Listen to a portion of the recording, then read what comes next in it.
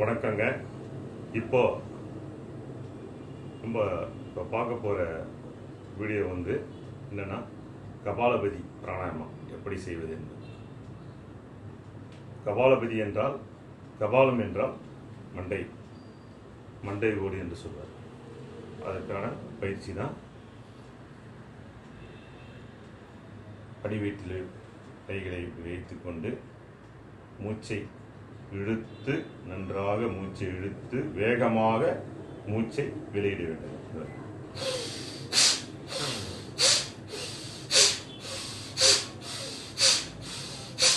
எப்படி என்றால் 2 மூக்கு துவாரம் வழியாக வேகமாக மூச்சு விடணும்.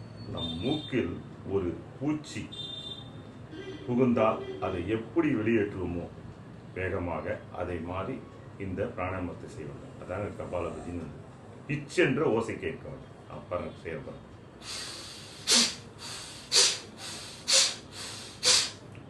கபாலபதி இது ஒரு சுற்றுக்கு ஆரம்பத்தில் நீங்கள் ஒரு 5 முறை செய்யுங்க. ஒரு சுற்றுக்கு 5 15 முறை ஒரு நாளைக்கு. பழக பழக 10 ஒரு சுற்றுக்கு வாங்க. அதுக்கப்புறம் 10 ஒரு 15 இல்லை 20 அப்படி நீங்கள் பழக பழக வரும். சரிங்களா? பாருங்க, பொறுமையாக பண்ண ஆரம்பிக்கிற. பொறுமையாக மூச்சை இழுத்து உள்ள நன்றாக மூச்சை இழுத்து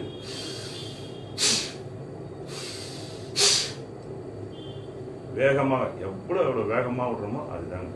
2 துவாரம் வழியாக ஒரே சமயத்தில் மூச்சை வேகமாக விடணும். அதான் கபாலபதி பயிற்சி. சரிங்களா? இப்போ நீங்கள் அதனுடைய பலன் பார்த்தீங்கன்னா, நம்முடைய கபாலத்தை இந்த பயிற்சியானது கபாலபதி பயிற்சியானது சுத்தம் செய்கிறது, அதாவது தூய்மைப்படுத்துகிறது. சரிங்களா? அடுத்தது நுரையீரல் தான் நம்ம சுவாசத்துக்கு ஒரு உறுப்பு. சுவாச மண்டலத்துக்கு அந்த உறுப்புக்கு நுரையீரல் என்ன பண்ணுறதுன்னா, அதுக்கு தேவையான பிராணசக்தியை பெறுகிறது. எவ்வளோ சக்தி பிராணசக்தி வேணுமோ அவ்வளோ சக்தியும் அது பெறுகிறது நுரையீரலானது. அடுத்து இந்த பிராணாயாமத்தை தவறாமல் செய்து வந்தால் உடலில் ஏற்படும் அனைத்து நோய்களும் சரியாகும். சரிங்களா? அப்புறம் பாருங்க, இந்த பிராணாயாமத்தை செய்தீங்கன்னா இன்னொரு பலனும் சொல்லலாம். இந்த எடை இருக்கு பார்த்தீங்களா, உடல் எடை சில பேர் பாருங்க உடல் அதிகமாக இருக்கும். அவங்கள பாருங்க உடல் எடை கணிசமாக குறைக்குங்க. அதே மாதிரி குறைவாக உடல் எடை இருக்காங்களா, அவங்களுக்கு கணிசமாக அதிகமாகும்.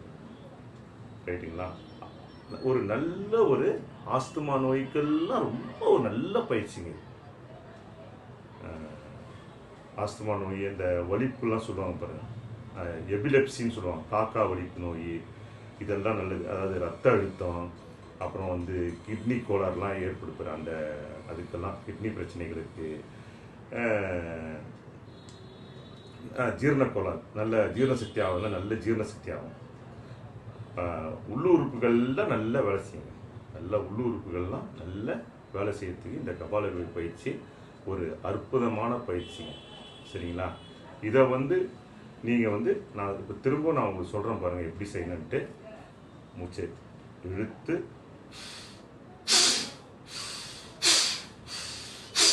தாங்க கபாலபதி. பொறுமையாக செய்யுங்க. பண்ண ஒரு சுற்றுக்கு நீங்கள் 5 பாருங்க. இந்த ஒரு வாட்டி பண்ணீங்க, அது மாதிரி நம்ம 5 வாட்டி இப்போ பண்ணுங்கன்ற ஆரம்பத்தில். அதுக்கப்புறமா நீங்கள் 10 15 20 பழக 20 வாட்டி பண்ணுங்க. 20 வாட்டி ஒரு சுற்றுக்கு பண்ணிவிட்டு அதுக்கப்புறம் 3 சுற்று அது மாதிரி 20 வாட்டி பண்ணிவிட்டு முடியுங்க டெய்லி. ரொம்ப நல்ல அற்புதமான பயிற்சிங்க. நல்ல பலன் இருக்குது அதனால். சரிங்களா? உங்களுக்கு நல்ல ஒரு சில பேர் பாருங்க தூக்கமே வராது. அவங்களுக்கு திடீர்னு நல்ல ஒரு ஆழ்ந்த நித்திரெல்லாம் கிடைக்குங்க. சில பேர் நல்லா தூங்குவாங்க. அவங்களையும் இந்த கபாலபதி பயிற்சினால் சரி செய்யுங்க. ஏன்னா நம்மளுக்கு எவ்வளோ நம்மளுக்கு ஆக்சிஜன் கிடைக்குதோ அதனால தான் எல்லாமே நம்மளுக்கு கார்பன் டை ஆக்சைடு நிறைய வெளியில் விட்டுட்டா நம்ம உடல் நல்லா இருக்குங்க. நம்ம கார்பன் டை ஆக்சைடால் தான் நம்மளுக்கு நோய் நொடிகளே வருது. எவ்வளோக்குள்ள நம்ம அசுத்த காற்று ஆக்சிஜன் நம்ம எடுத்து குறைவாக நம்ம எடுக்கிறோம் ஆக்சிஜனை, அதிகமாக கார்பன் டை ஆக்சைடு கரிமலை வாயு எவ்வளோக்குள்ள நம்ம வெளியேற்றுறோமோ அவ்வளவும் நம்ம உடல் நல்லதுங்க. அதனால் நீங்கள் வந்து இந்த பயிற்சியை கபாலபதி பயிற்சி தினமும் பண்ணுங்கள், தவறாமல் பண்ணுங்கள். நல்ல பலன்களை நீங்களே அறிவீங்க. நான் சொல்லணும்னு இல்லை, நீங்கள் இந்த பயிற்சி செய்து பாருங்கள். அப்புறம் குறிப்பு என்னன்னா, இந்த கர்ப்பமாய் உள்ள பெண்கள்லாம் இந்த கர்ப்பமாய் உள்ள பெண்கள், அப்புறம் இருதய நோய் உடையவர்கள், அறுவை சிகிச்சை வயிற்றில் அறுவை சிகிச்சை செய்தவர்கள், இவங்களாம் வந்து கொஞ்சம் இந்த பயிற்சி செய்வாங்க. அதே மாதிரி மாதவிடாய் பெண்கள் வந்து மாதவிடாய் நாட்களில் இந்த பயிற்சி செய்யக்கூடாதுங்க.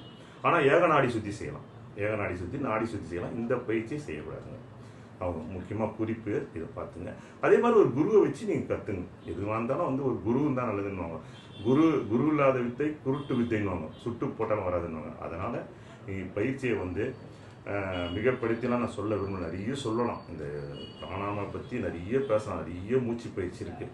நம்மளுக்கு பிராணாயம் தான் முக்கியம். பிராணாயத்தில் நிறைய ஒரு 10-11 விதமான பயிற்சிகள் இருக்குது.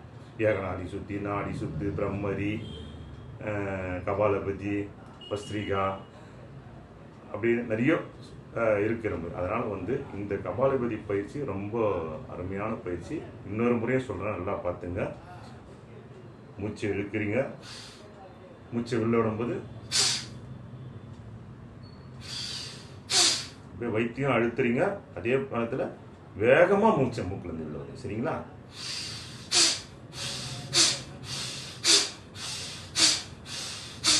இதே மாதிரி தினமும் செய்யுங்க, நல்லா பலனடைங்க என்று கேட்டு அடுத்த வீடியோவில் உங்களை சந்திக்கிறேன்னு சொல்லி நன்றி, வணக்கம்.